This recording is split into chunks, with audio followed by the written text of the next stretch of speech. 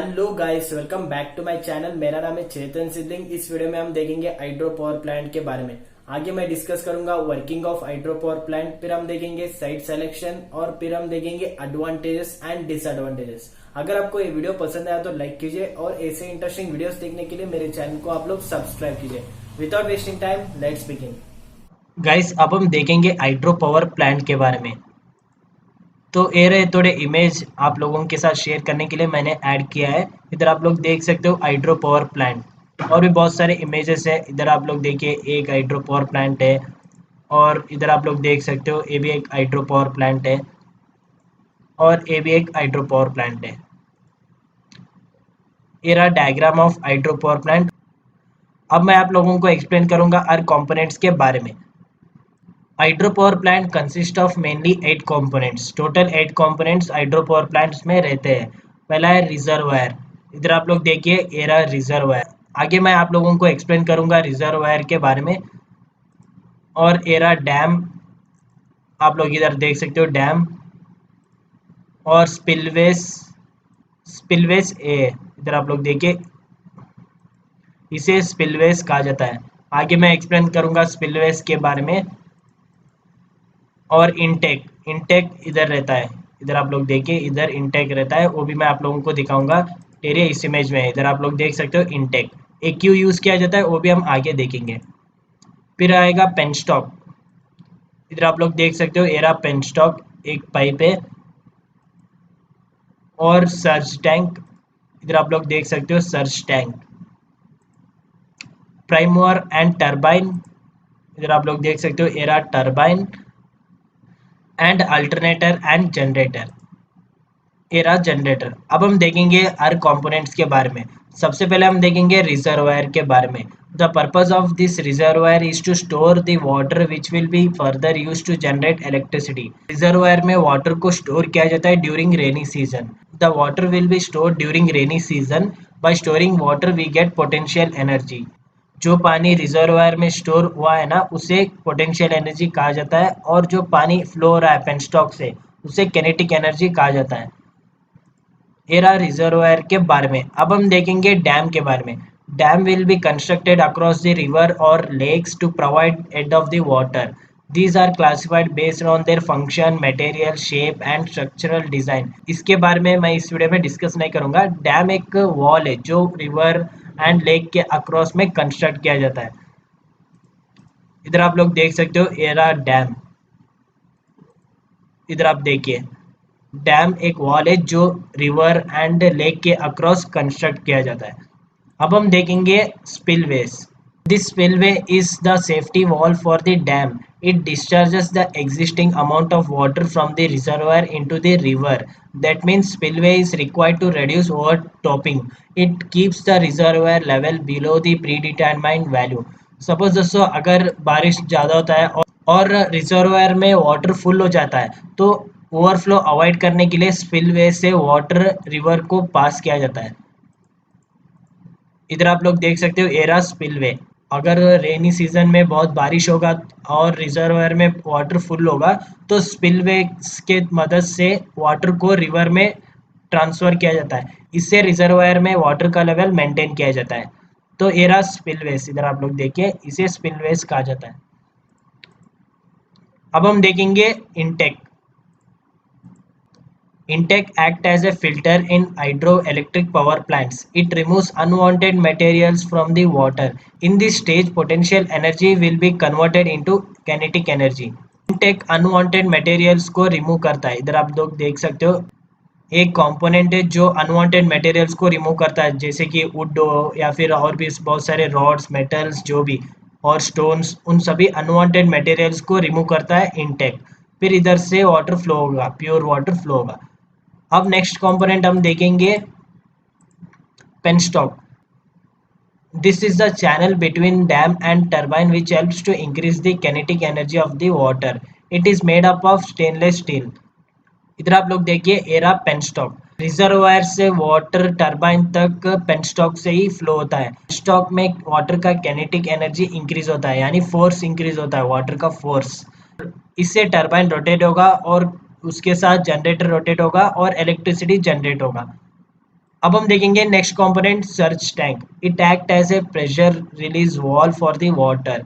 It reduces the water hammer effect. That means it holds the water whenever there is no requirement of load on the turbine. And similarly, it discharges water whenever there is a requirement of load on the turbine. Search tank में water को store किया जाता है. Suppose आज 2 megawatt electricity generate हो रहा है और कल लोड का रिक्वायरमेंट रिड्यूस होगा, इससे 1 मेगावाट इलेक्ट्रिसिटी जनरेट करना पड़ेगा हम लोगों को. तब क्या होगा दोस्तों, जो वाटर इधर रहेगा ना उसे सर्च टैंक में स्टोर किया जाता है. जो एक्स्ट्रा वाटर रहता है ना उसको सर्ज टैंक में स्टोर करके बाद में जब लोड इंक्रीज होगा तब इस वाटर को रिलीज करके यूटिलाइज किया जाता है, सिर्फ सेफ्टी पर्पस के लिए, हैमर इफेक्ट को अवॉइड करने के लिए. अगर हम हाई प्रेशर वाटर को रिलीज करेंगे और रिक्वायरमेंट हमको टोटली कम है तो इससे ज़्यादा इलेक्ट्रिसिटी जनरेट होगा, तो उतना रिक्वायरमेंट नहीं है. इसलिए वाटर को सेव करने के लिए सर्च टैंक में स्टोर किया जाता है, उसको बाद में यूटिलाइज किया जाता है. तो ये रहा सर्च टैंक के बारे में. अब हम देखेंगे प्राइम मूवर और turbine. For this reason, the kinetic energy will be converted into mechanical energy. It is responsible for the rotation of the shaft of the turbine. Commonly used turbine are these. Prime mover और turbine. जब water आके hit करेगा turbine को तो turbine rotate होगा. Turbine के साथ generator भी कपल्ड है. जब टर्बाइन रोटेट होगा तो जनरेटर रोटेट होगा. जनरेटर रोटेट होके इलेक्ट्रिसिटी को प्रोड्यूस करेगा. तो इसी तरह से हाइड्रो पावर प्लांट में इलेक्ट्रिसिटी जनरेट होता है. अब हम देखेंगे जनरेटर के बारे में. या अल्टरनेटर और generator. These are normally located near the foot of the dam. Water is brought to alternator with the help of penstock. In this region, the mechanical energy is converted to electrical energy. Thus, final power will get in this stage. Generator क्या करेगा, mechanical energy को electrical energy में convert करेगा. तो ये रहा दोस्तों components of hydro power plants. फिर से मैं आप लोगों को एक्सप्लेन करूंगा. रिजर्वायर में वाटर को स्टोर किया जाता है. इनटेक अनवांटेड मटेरियल्स को अवॉइड करता है. पेनस्टॉक से वाटर को फ्लो किया जाता है फ्रॉम डैम टू टरबाइन. और टरबाइन के साथ जनरेटर कपल्ड है. जब टरबाइन रोटेट होगा तो जनरेटर भी रोटेट होगा, इससे इलेक्ट्रिसिटी प्रोड्यूस होगा. और सर्ज टैंक में वाटर को स्टोर किया जाता है जब हमको रिक्वायरमेंट नहीं है, और वही वाटर फिर से यूज़ किया जाता है जब रिक्वायरमेंट है. और इधर एक वॉल है कि वाटर फ्लो को कंट्रोल करने के लिए इधर एक वॉल है. अब हम देखेंगे वर्किंग. अब मैं आप लोगों को एक वर्किंग फाइनल वर्किंग एक्सप्लेन करूंगा. Working of hydropower plant. The hydropower plant is a type of plant which utilizes the potential energy of water for the generation of electrical energy. Potential energy means जो water reservoir में store किया है ना उसे potential energy कहते हैं. To generate electricity, water must be in motion, which is referred to as kinetic energy. जो water flow हो रहा है पेनस्टॉक से उसे kinetic energy कहते हैं. When the flowing water turns the blade of the turbine, the kinetic energy of water changes to mechanical energy. The turbine rotates the electrical generator, which in turn converts mechanical energy to electrical energy. जब turbine rotate होगा उसके साथ generator coupled है, वो भी rotate होगा और electricity generate होगा. जनरेटर का फंक्शन है to convert mechanical energy into electrical energy. Guys ये रहा working of hydro power plant. अब हम देखेंगे site selection for hydro power plant. पहला है अवेलेबिलिटी ऑफ वाटर. आप लोगों को हाइड्रो पावर प्लांट एरेक्ट कहाँ पे करना है, जहाँ पर वाटर का अवेलेबिलिटी हो, जहाँ पर बारिश होता है कंटिन्यूसली, उधर आप लोगों को हाइड्रो पावर प्लांट एरेक्ट करना है. सेकेंड पॉइंट है स्टोरेज ऑफ वाटर. जहाँ पर लार्ज स्पेस है, आप लोग पानी को स्टोर कर सकते हो, तो आप लोग उधर हाइड्रो पावर प्लांट को कंस्ट्रक्ट कर सकते हो. थर्ड है distance from the power station to load center. Load center भी नियर ही होना चाहिए, क्योंकि अगर लोड सेंटर बहुत ही फार रहेगा तो ट्रांसमिशन कॉस्ट बहुत ही हाई रहेगा. तो ट्रांसमिशन कॉस्ट रिड्यूस करने के लिए लोड सेंटर नियर ही रहना चाहिए. फोर्थ पॉइंट है एक्सेसिबिलिटी ऑफ साइट. अगर आपको कोई भी मटेरियल्स ट्रांसपोर्ट करना है टू डैम तो आप लोगों को वो फैसिलिटी भी देखना पड़ेगा. तो ये रहे site selection of hydro power plant. अब हम देखेंगे advantages of hydro power plant. First point है man power will be less. इसमें एम्प्लॉयज का रिक्वायरमेंट बहुत ही कम है. सेकेंड पॉइंट है low maintenance cost as compare to thermal and nuclear power plant. Hydro power plants में मेंटेनेंस कॉस्ट बहुत ही लो है. Skilled labours are not required. Nuclear power plants में स्किल्ड लेबर्स रिक्वायर्ड है, लेकिन हाइड्रो पावर प्लांट्स में skilled labours required नहीं है.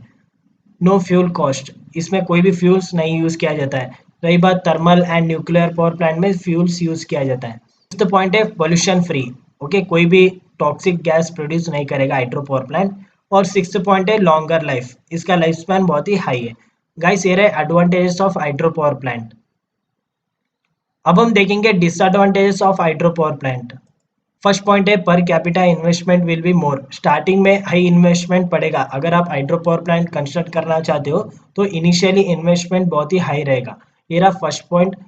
A huge amount of water is required, अगर आपको इलेक्ट्रिसिटी कंटिन्यूसली जनरेट करना है तो बहुत ज़्यादा पानी रिक्वायर्ड है।